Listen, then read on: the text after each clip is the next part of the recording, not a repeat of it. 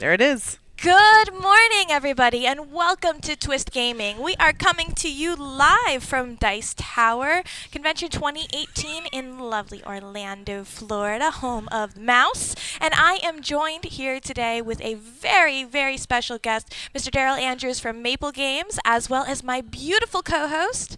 Hi, I'm Julie. Hi, Julie. It's like I was here before. But there, You look different. you look I much did. different. So There was somebody here. They looked very similar to you. Yes, but they didn't have the same. They didn't have the twist shirt, so obviously it was a different. Couldn't have been you. It's yeah. Look, this whole thing with you and Walter being one person and now Julie and Doppel Julie being a whole nother person, I'm really getting very confused with it all. It's just Confusing. they try to It's keep like it Clark straight, Kent and Bruce Wayne were the same person. all in one. Yeah, Oh. that's what I am. I'm Batman and Superman. Just throwing that out there. It's happening. So Daryl, I'm going to pull a Matt question. Watch his face. How's the con been treating you? Con's been awesome. I don't have a booth, so I'm not working a booth. I get to go swimming when I want and play games when I want. Late night games. Late night gaming. Yep. I'm a little on the tired side, Yeah? but great. It's been awesome. Yeah. Very cool. Any games that you've been able to bring to the table that maybe you haven't had time to bring out at home? Yeah, I mean, I've managed to play a few games. Maybe the kind of the surprise game that I got to the table that was a treat was Agricola. I haven't played Agricola for I realized over a year or two, and I got to play a classic. Which So- was funny because there was actually people in the group who had never played it. Yeah. And I think that's what brought it about was it's Yes. like one of those like it or don't like it. If you're a gamer, it's like one of those fundamental you learn the Yeah. foundation by playing that game type of Yeah, thing. there was 3 of the 5 had never played, and we just felt like that was essential. Get that off your checklist of must-play games. Yeah. I haven't played it either. No way. Oh. Well, now we're gonna have to play sometime. And Yeah. on top of that, I mentally in my head I've only ever read it, Yeah. and when you said it was Agricola, I've always read it in my head as Agricola, and now it makes much more sense when you say it. Oh, maybe I'm So- saying it wrong. I don't think so. No. 'Cause- It's like Ricola. Agricola. I like that we did that in unison. It was great. It was beautiful. Those Yeah. are those clippable I moments. mean, we practiced that. Yeah. Let's be Obviously. honest. Yeah. Before. But last time we had one of those really long horns, so it Real- added. Yeah. It was loud. But you know what they say, practice harder Flugelhorn? than you perform. So. Yeah. Is it it's a flugelhorn?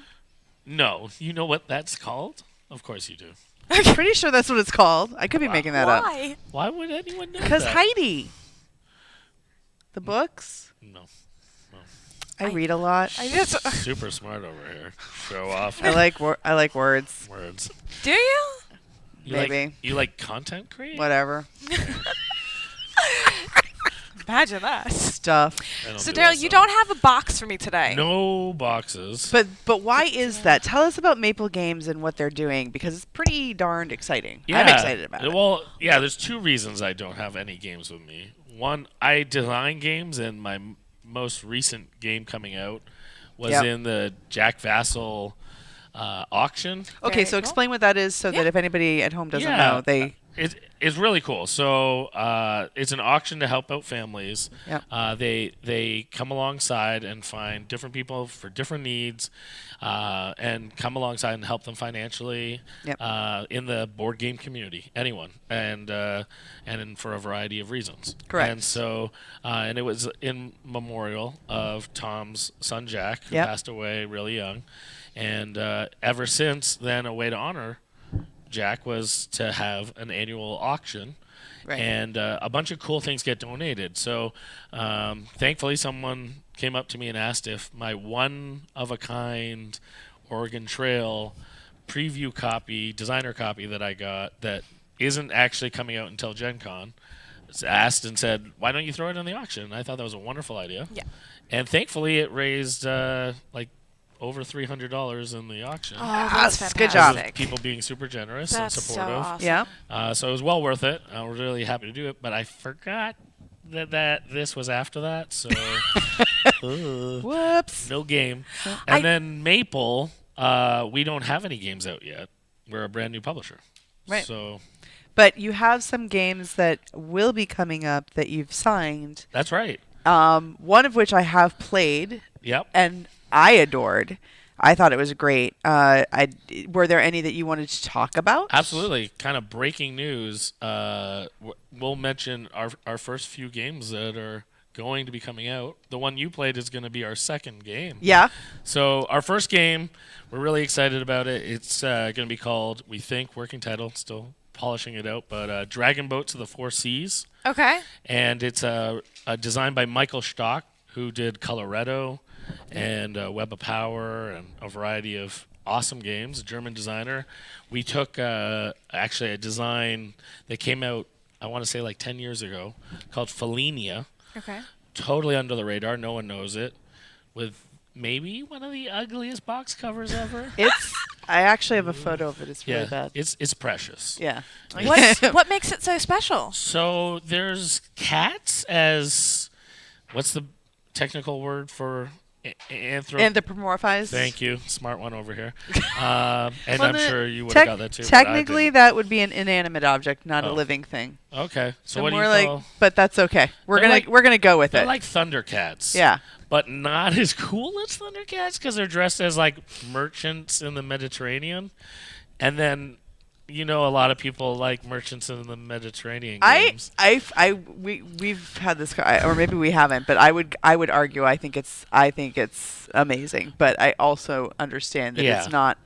It doesn't translate to what the game is about. It was maybe ahead of its time because it had cat pun potential. Yeah, And it was. now It we love could the have been puns. right. It could be a wonderful cat meme experience, but it isn't. It's a much more serious game, so therefore it didn't. There is a non sequitur. I will Yeah. totally agree with you that it just doesn't Doesn't match. match.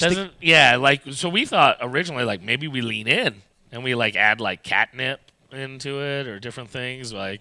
Yeah. No. But the designer Michael Schock is a little scarred from from the whole. from the reaction Of from the the original cats. game because So no, you're not. Yeah. You're not swinging full cat. You're. no. You're So we were you're like, moving then on. we swing back the other way. Totally Pendulum. fair. Yeah. So one of the original themes we heard that was thought through was Dragon Boat. So we're actually kind of like bringing it right back to one of the designer's original thematic ideas. Okay. And we're going to put that out. That's right. We developed it a bunch, me and Adrian, who's my co-designer of Sagrada and a few other games. And so we worked on it, and we love the core of the game so much. But through the development process, it changed so much that we really don't even call it a re-implementation anymore. It's really a standalone game Yeah. Okay. using the bones. design, the bones from Michael. And then so that we're hoping to go to Kickstarter in August. Okay. Very exciting. So that'll be our first game, and then we're hoping When in August? we're between two dates. So if people have opinions, they could tell us. Okay. But we're either thinking August 8th because it would be 8/8/2018. Ooh. That yeah. seems catchy. Yeah. All right. Yeah. Or the 13th, August 13th. What's the significance of the 13th? It was just like a really convenient day. I didn't have any plans. I was Wake like, up, have a sandwich. Nothing was good on TV that day. I love so much that you were like, 8/8/18, and it's gonna look really cool, or the 13th because it's there. 13th. It's there. It doesn't matter which day you pick because I already know I'm in. Thank you. I'm in. So And So you then love it. It's I love it now. It's like one of my favorite games, so I'm really excited for other people to now experience it. I have the prototype here, and I've already played it a few times, and wanted to make sure I wasn't like tunnel vision thinking I loved it, but that it would be enjoyed that by happens. others. That And it happens. get right. But the reception's been so great that I feel even more confident now. That's So- fantastic. And our hope is that Gen Con will have a few scheduled events so people can sign up and try the game if they'd like to preview it. Cool. Those events will be going online soon. Don't know the details exactly of that. But people will be able to find them on your website. But yeah, you could find either through our website or just look on Gen Con, search for events by Maple. So Right after you search for other events. right after Greenbrier, when they're full. She paid me to say that. So yeah, and then the other game that you are familiar with, Yes. Okay. Yes. we're really excited about. We're still working on the name. We're not sure exactly, but it's a coaster crafting game, a theme park kind of tycoon themed game. Okay. Designed by Chris Leader and Ken Franklin. So good. It's phenomenal. Yeah? Yeah. Yeah. So I got to play it it was before Origins, but like a week before Origins, maybe. Right. Yeah. So only maybe 3 weeks ago. Okay. And it was again late night, end of the day, playing it. I was very tired, and so I was going through, and I definitely didn't get the strategy as tired as I was. I went to sleep. I woke up, and I was thinking about the strategies that I should have done and what I would do the next time I played it. Those are the like kinds I of woke up games. thinking about it immediately. It was my first, like it was in my head of how I would have moved my. Well, I can I so You can talk all so about right, it. okay. So you are creating. So there's a theme park, and you are one of the designers of the theme park, but you want yours to be the most memorable. You want your name to have the most go down in history of being the greatest of the contributors of the most exciting roller coaster. The next Waltz. Right. You Yep. want to be Yep. you want to be the next Waltz. Okay. The man behind the mouse, or woman behind the mouse. Mhm. And so you are it's where you place your various rides and events, Okay. and then you're moving the patrons of the park. There's a mechanic, and then based on their color, they match up to certain things. So you're trying to place things so that it's advantageous for you, because they're going to stop at your ride, because only water park like water ride people want to go on the water rides. Coaster people want to go to the coasters. It just it's very specific. You're trying to strategize, and then there are rule sets that change direction, make certain things get skipped. So there's a lot of playing it that way, and I woke up going, if I had just placed that coaster piece and then I had moved that there, I would have had that rule set. Like, I woke up thinking about it immediately. So it was so good. I absolutely love those kinds of games. To divert a little bit, one of my favorite mobile games right now that I'm playing is Westworld, and that kind of has that same. I love that kind of idea. Like, in the Westworld game, you've got the patrons that Yeah. come in. They want to do certain activities. They have Sure. certain kinds of parameters, and you have to match those up. But it's the same thing, like with Zoo Tycoon and SimCity. I like the business behind it, about maximizing your Yeah. profits and that. So I have to ask you. Yeah. Is there a weather mechanic where you can gouge for ponchos when it's raining? Ooh. Because I think that's important. I think that's a great idea. Expansion. Expansion, or maybe Kickstarter stretch goal or something. The poncho. Yeah. Whether expansion. I mean- yeah, I love it. Price gouge Price right up. gouge. Yeah, yeah, I like that idea. Well, we'll work it in. I love it. I love it. So what is talk to me. This is the game in the prototype stage? Is that how you're Yeah, so right now, as we test it and show it to people and have people discover it, it's a prototype actually made from GameCrafter, where it's presentable, it's functional, it's good. The designers made it, but they don't claim to be artists, just like I don't claim to be an artist by any means. If anyone's seen my prototypes, they're pretty rough. But thankfully, my creative director is incredible, Peter Woken. If you're not familiar with Peter, He's so good. you probably have played a game by him, because he's done a ton of stuff. I met him because he did Sagrada from cover to cover. which is a all the- gorgeous game. Exactly. So that just shows just a tip of all the expertise he has. But he's done a lot of games for Plaid Hat, for Simon, for Pandasaurus, even things like Seeing Dinosaur Island's Kickstarter. A lot of all the graphic design and even the Kickstarter page with all the banners and stretch goals and all that stuff, that was Peter. These are some of the behind the things that are scenes. most talked about in Yeah. these games. Exactly. So he's incredible, and I'm really proud to be doing Maple with Peter, That's awesome. because we get his expertise with each game, and then he and his Rolodex and network of other incredible artists. Yep. He gets to now pick and choose his friends and favorite artists to work with, and work hand in hand to make our games really gorgeous. That's a real high priority for us, is to make sure that all of our games are beautiful, that they're really functional, and we're going to take our time making sure that the game is at the right place, but also that it gets the full. But as a testament to it, even without any of that, yeah, without it, it's already. It was amazing. already amazing. Yeah, I can see with the art how you I'm can just start dreaming. right. You'll be in it. You'll be there. You'll be walking through the park. You'll be listening to whatever music is being played, piped through speakers.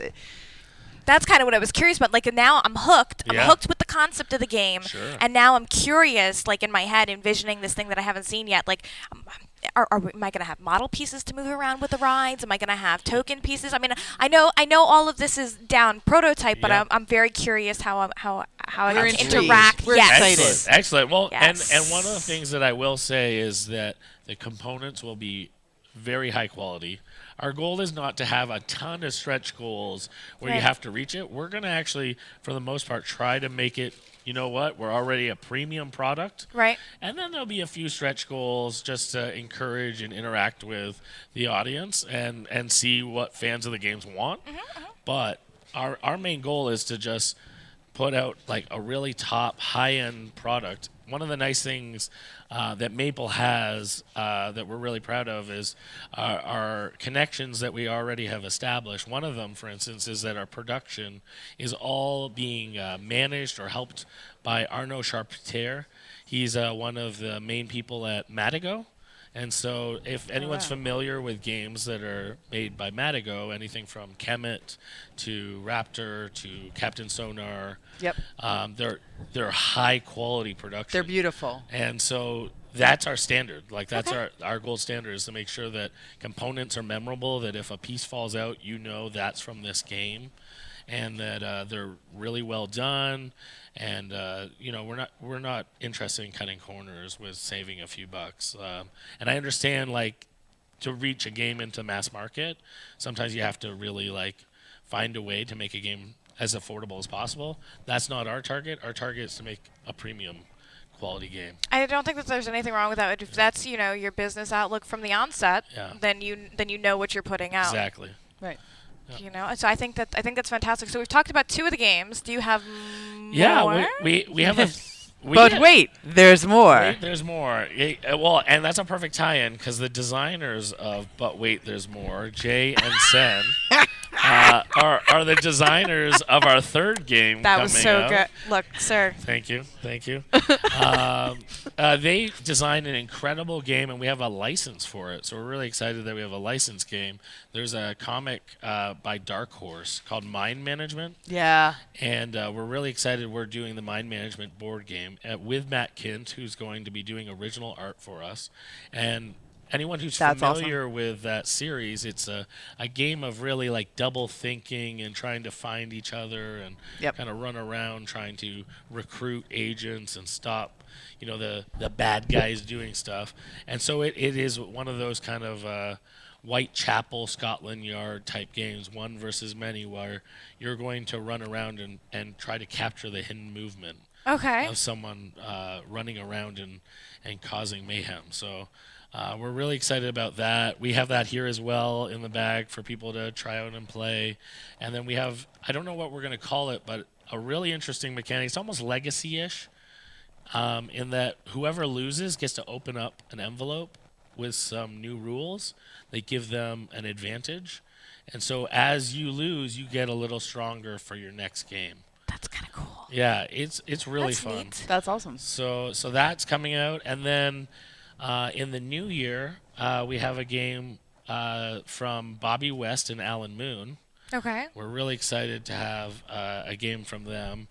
Phenomenal designers. Alan is the designer of a few of my favorite games, so I'm really excited to get to work with him on that. And we're working on dev right now, but the working title for that is Pirates Fold. Okay.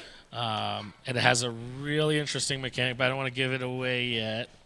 but it's super fun. So all of these games, once you have some copies, you're going to be back on to show them off for everybody, they'll be right? on. We will definitely make sure that each of those are on so that we're not just teasing. You'll That's get to see them. Fantastic. But we're really excited about our lineup, and there's a few more that we've signed that we're still working out the details on. But that's going to be kind of our first 3 or 4 games. Like gangbusters off the bat. Yeah, we're going to try. That's amazing. So I have to ask you, Yeah. the transition from designer to publisher. Right. How did that what inspired that? Yeah, it's an interesting experience. And I'm still doing a little bit of freelance design still, but Maple's my priority. And I get to scratch especially my developer side with Maple, and then get to explore a whole bunch of other things in the industry that I've always wanted to. It originated actually because of Sagrada. Adrian and I designed that game, and for a little while it had been out of print. It was like hard to find, and we got contacted by a few different publishers wanting to do it in different regions. Okay. And the how we connected with Matago was Matago reached out and wanted to do the French version, and that's how I got connected with the investors that eventually kind of helped start Maple. Was they said, let's start that conversation, and then after that conversation they said, well, why don't we even make some more games together? That's cool. And so it was cool to be approached and asked, do you want to start something? And I said, well, if we could get Peter on board, I'd be interested. And step by step, So I kind of made smart, my wish list of like, well, I'd do it if, and they did all of it. So Oh, that's really cool. it was really fun to Every go time. for it. They're going to say no this time. Yeah. I No, need a pony. exactly. Now I have a pony. It's amazing. It's crazy. Yeah. So It's right off camera. It's I tried to not have it do camera duty. fair. Yeah. Totally fair. Stretch its career. But yeah, no, that's how Maple started. Was really just they were fans of the game, and then through meeting with each other, hanging out, getting to know each other. So, okay. Maple was more. And I love Sagrada, but I just wanted to also point out that you have other games that you have do. created. One that I enjoyed this past winter quite a bit was Siberia. Yes, yeah. It was great with the snow, and then playing that you're like and again horror, so that's my jam. That's your jam. So that was a fun game that I very much enjoyed. Yeah, my doppelganger, supposedly. I found out this weekend. That's that right. A lot of people thought I was John Gilmore. and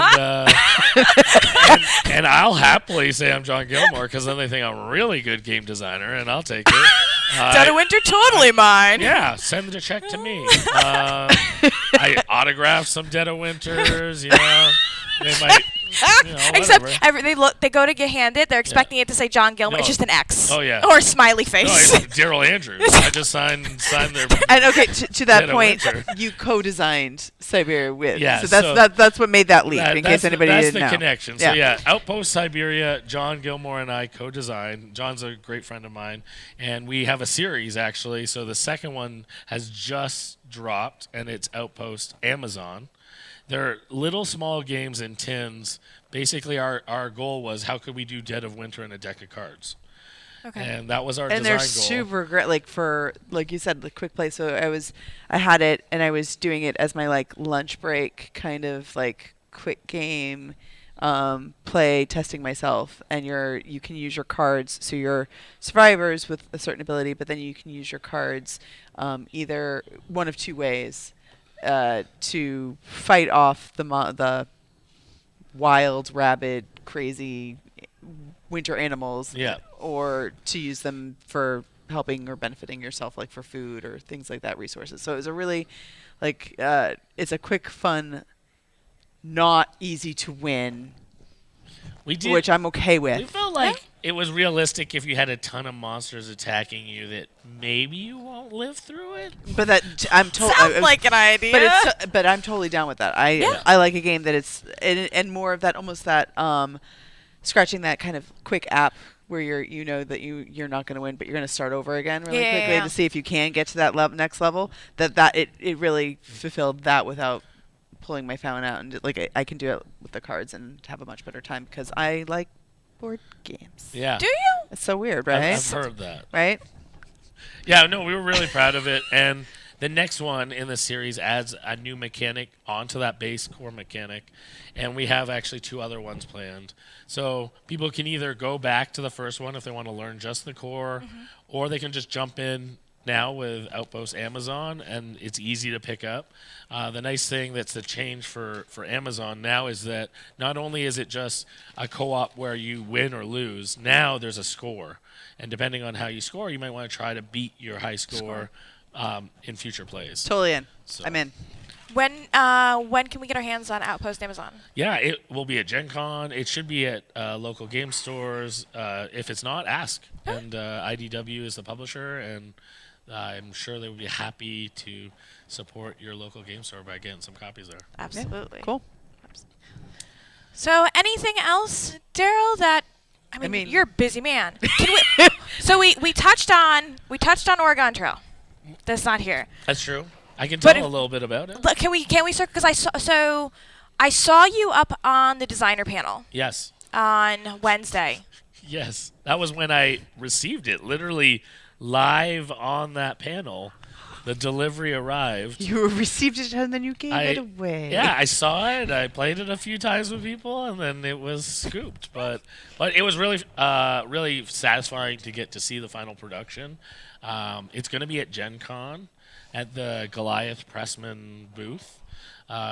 Anyone who's not familiar with Goliath, it's probably because they haven't had a lot of games in the hobby space, but they're really well known, and especially Pressman, for in like Target and mass market, a lot of like checkers, chess, all those kind of like Oh. Classic go-to games. classic games. You'd probably recognize the Pressman logo. The Yeah. names sound familiar. Yeah, and so Goliath is kind of, I describe them as like the European Hasbro. Okay. And they had the license for Oregon Trail, and you may have heard of the Oregon Trail card games Yes. that were in Target. There was Right. 2 of them. Yep. They did those, Yep. Oh. and then they realized that the gamer crowd was looking for something a little more, a little more strategy involved, and so they approached me and asked me to make them a game. So it was an exciting project. It was really tough to keep radio silence about it and not talk about it. So this was even the first time I could even talk about it. Oh, Was that's the really copy cool. arriving and being like, "Hey, by the way, I've been working on this." Yeah. So that was really fun, and I can't wait till Gen Con and when it's in Target. Oh, I'm gonna lose my mind when I see it in Target. So That's fine. yeah, We're going to do a little field trip, take Yeah. pictures, be like, absolutely. So what is special? I mean, everybody, especially my generation, knows Oregon Trail. Yeah. We know the game. We Right. know you die of dysentery. Sure, it's there. Tell me what's special about the game and how you designed it. Absolutely. So the way I describe it is it's kind of like if you were playing Carcassonne, but having a race Okay. from east to west. Okay. But as you're placing the tiles, instead of tiles always being helpful, there's maybe some things that might get in your way. Some winters, some rivers that you got to ford, and they might be pretty deep, and some health might be lost along the way. You may run into some calamities like dysentery or a broken wheel or different things along the way. You might need to go hunting to make sure your family has enough food, see if you're successful. So all those things that you know from the world Right. of Oregon Trail is there. Mechanically, what I think is really fun is often you'll be given the choice. For instance, a calamity will come your way at the beginning of the turn. You have your turn to deal with it, and you have to ask yourself, is it worth doing all that work to maybe save that one person in your wagon? Or maybe go get some stuff that might help you win the game. And do you save that family member or not? Do I love you more than 3 fish out of the Right, river? Right. You kind of stole my favorite shirt yesterday. Yeah, exactly. And this journey might be a lot easier if you weren't in this wagon. So out you go, Kevin. one of my favorite things on the components of the family members, they're cubes, and they have their life tracker, like the numbers on the sides, almost like a die. Okay. But there's no 6. Instead, that's 6 feet under a tombstone. Oh, that's And you just leave them that's special. where they were lost to remember Specialties them. dice. Six- I think I six- might just get it for the Right? dice. So I mean, I'll get it anyway. But it's a fun, sad moment when you have to leave that person behind. So that's really fun. I love the hunting. Actually, the hunting is a really simple mechanic, but we think it's really hilarious. You assign in front of you. You kind of have like this panoramic. Where are you going to shoot into the forest? And so they're numbers. And you have to assign like where you're going to aim, and then you grab from the forest a card, kind of Hanabi style, and then everyone else tells you if you hit. And so, like, people could tell you even the number or lie, yeah. and you don't know. So people be like, "Oh, you should shoot at 4," and that meta Oh, that's messed narrative up. of just like, Who you're I playing told you with. where to shoot, or You did did, I? or did I? You know, so that's always fun, and then you can, you're gonna need to hunt every so often, or buy food at the towns or villages, or work it out because that'll be another reason that maybe your family members don't make it. Because of starvation. Starvation. Little Totally thing. fair. It's a I thing. am so in. Yeah, it's really fun. I've already played it this weekend. Like I said, I had a short window and I played it 4 times, Oh wow. and I enjoyed it every time. And as a designer, I played it lots of times, and I'm still Right, enjoying right. it. So that always makes me feel good.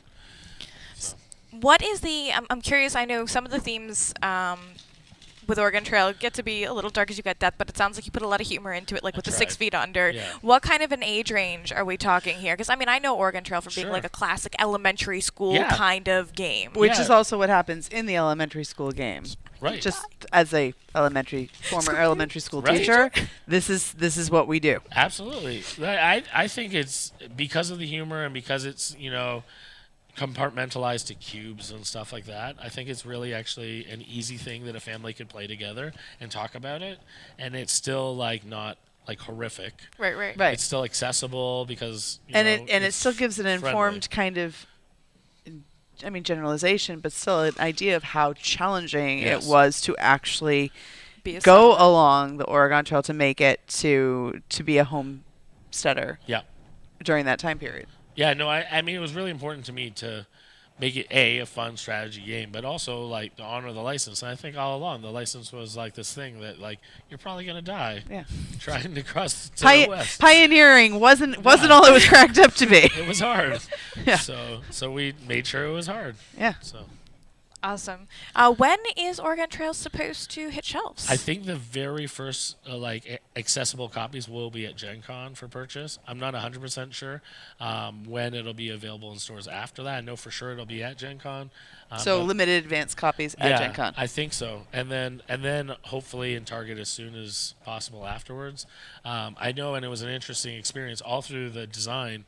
Every month we would submit to Target and get their feedback on where the game was. So it was neat to interact with them. Oh, that's interesting. And throughout the dev process, they were even involved with Really? giving feedback and helping us think through what would be good for their customers.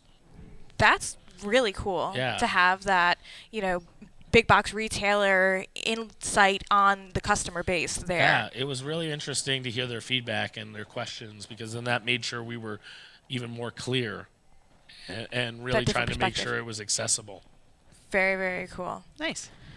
Well, Daryl, where can my audience go to keep up with you and all the fun projects you all have hanging the out? things All. you're doing. Sure. My first plug obviously would be maple.games. And that is, there's not a .com, it's a .games. So you can find us at maple.games. You can find us on social media, Twitter, Facebook, all that. Basically, just look for Maple Games one way or another. You'll find us. And then myself on Twitter, you can find me on Daryl M. Andrews. Daryl Mandrews is the easy way to find me. That's and very cute. It's more memorable that way. And people just say it to me. I didn't even think about it at the beginning, but now I have friends that call me Daryl Mandrews. So it's stuck. So yeah, you can find me on Twitter or Facebook, or I have a website, darylmandrews.com. So I like how you've owned it now. I can't stop it. The machine just keeps on turning. Yeah. So those and at shows, upcoming shows, I'll be at San Diego Comic-Con. I'll be at Gen Con. I'll be at Essen. I'll be at BGG. I'll be at PAX Unplugged. If you're at those or Grand Con, Are you all- going back to Grand Con too? Oh yeah, I love Grand Con. It's one of my favorite shows. So yeah, I'll be at all of those, and flag me down if you like to play a game or want to try one of the Maple games, or even if you have a prototype that you think might be a good fit for Maple games. We're always looking. So yeah, please introduce yourself. It's sometimes hard to remember all the names of different people or Twitter handles. I might not recognize you because I only know you digitally. So introduce yourself, say hi. Very cool. Daryl, thank you so much for taking the time this morning to Thank come you. hang out with us and talk to us about all your awesome We're gonna projects. shake hands. Appreciate This it. Yeah. is amazing. Can we do that again and get a picture this time, Right? guys? I think you can get a screenshot, but ready? We're going to go in slow mo.